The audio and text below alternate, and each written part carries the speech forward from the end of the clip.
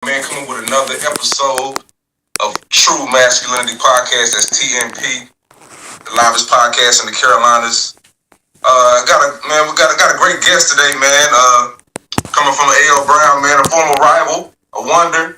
But man, got my boy. Go ahead and tell him something about yourself. My boy Ryan Fowler in the building.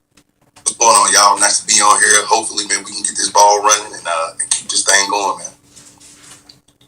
For sure, man. Hopefully we had no technical difficulties today, man. We're gonna got a few topics, man. Some fire ass topics in my opinion, man. Something that's really gonna hit home and feel like it's gonna entertain y'all, man.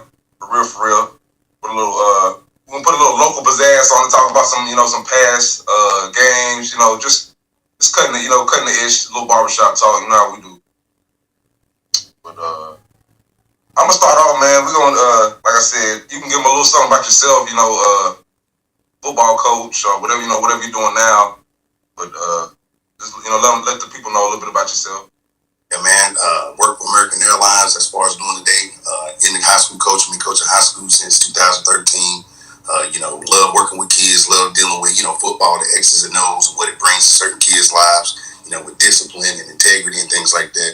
So for sure. And that's what it is, man. Yeah, that's what it is. But yeah, man, I'm gonna just kick it off, man. We had a few topics to talk about. And first one, we're gonna go in on the transfer portal in college, man. We're gonna talk a little bit about that. And I know that's been going a little bit rampant around today with this the development of the transfer portal. And I know a lot of people have negative things to say about it, positive things to say. Just gonna go in a little bit about that. And man, what do you think about that personally? Man, honestly, personally, I think it's kind of one of the worst things that happened to college football in a sense of, it's basically allowing these kids, man, this new generation of kids, when things get hard, to run away, run off and try to find what's better. And at the end of the day, man, these kids don't got to understand, man, when you get out of college and you having issues at your job and all that, you can't just run away and go look for another job. It don't work like that. Life don't work like that. And so, man, it's just me personally, being a high school coach and seeing the effect that it has, because it trickles down to high school, man. Because a lot of these schools, they don't even recruit high school like that. They more looking for somebody that's ready to play now.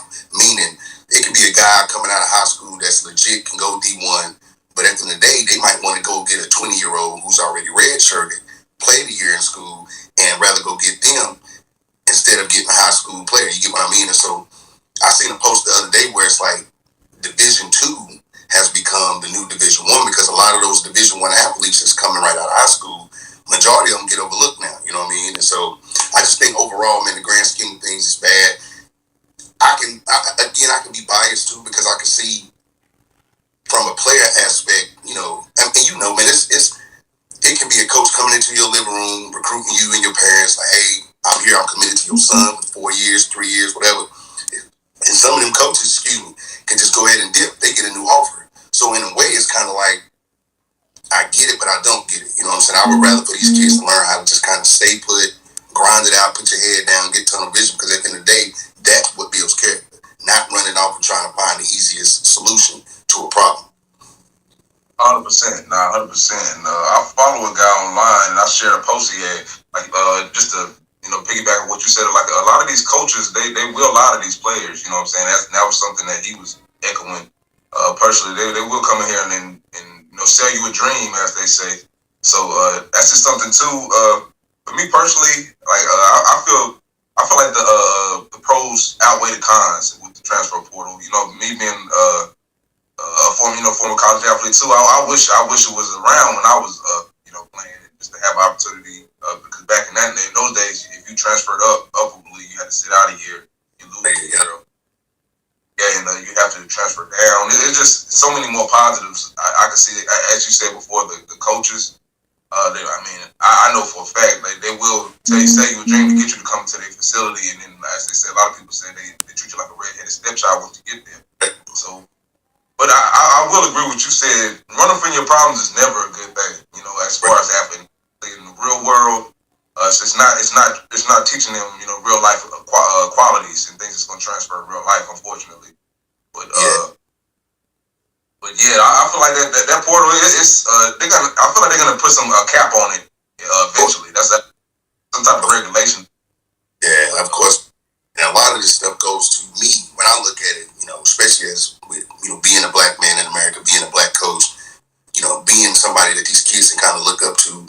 One, nobody's perfect, but a lot of these black kids got to understand when they get into the real world, we ain't going to have the capability to always up and run, transfer out. They got to understand you better stick it through because as a black man in America, everything is going to be hard for you. So you need to develop that thick skin. And developing that thick skin starts in high school, in college, when things not going your way, when adversity comes, when little BS goes on. How are you going to handle that adversity? Because at the end of the day, that's building you and getting you ready for the real world, especially as a black man today in America, for sure. Oh, yeah, I couldn't agree more. And it's like I said, with COVID, with all these extra guys getting all these extra years, and I mean things are a little topsy turvy now. As far as, like I said, with the transfer portal, but I feel like they're gonna get things ironed out eventually. But I feel you on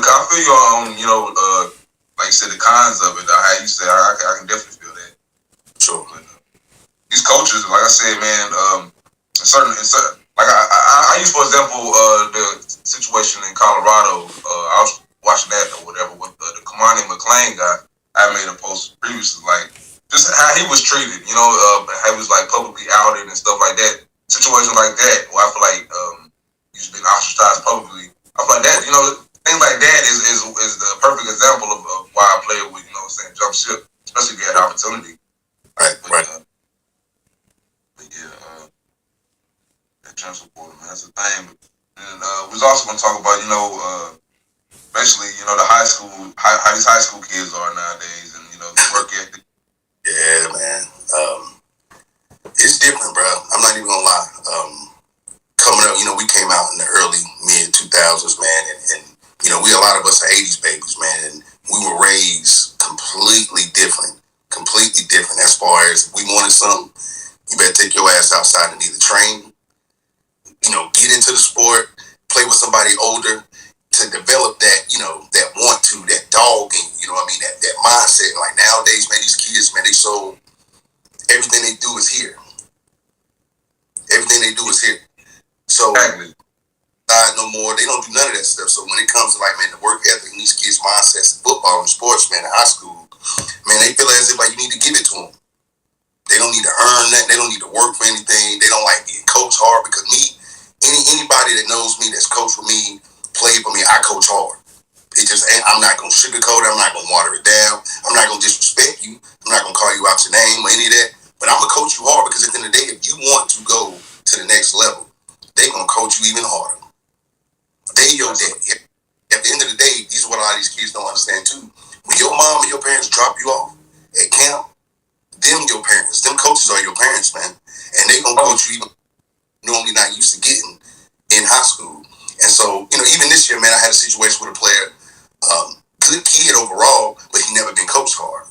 He went his first some odd years of high school not being coached hard, not having anybody on him, giving them little, short details. Hey, if you work on this, that'll pan out. Or if you change your practice habits, it'll change your game habits. You understand? Because a lot of these kids don't want to practice. They just want to kind of they just want to show up to practice and then just think they can just cut it on Friday nights and thinking they can reap the benefits, but you're not going to reap nothing because at the end of the day, those college coaches are going to ask, how was his practice habits? How was his attitude? How was his grades, for sure? And a lot of these kids don't even understand that, man. Like, you got to have some type of work ethic if you really plan on playing at the next level. Because at the end of the day, it's another dude that's in Georgia, probably about the same stat line as you, but he might run a 4.4. He might be stronger than you. You know what I'm saying? He might have a better attitude than you. You might have a better work ethic, more, daily practice effort than you. And they'd rather go with that than to deal with the headache. You know what I mean? Because they'd rather have somebody that's coachable than somebody that's full of themselves and all they care about is me instead of team. And a lot of that, man, and a lot of that starts at home, man. And it's a generational thing.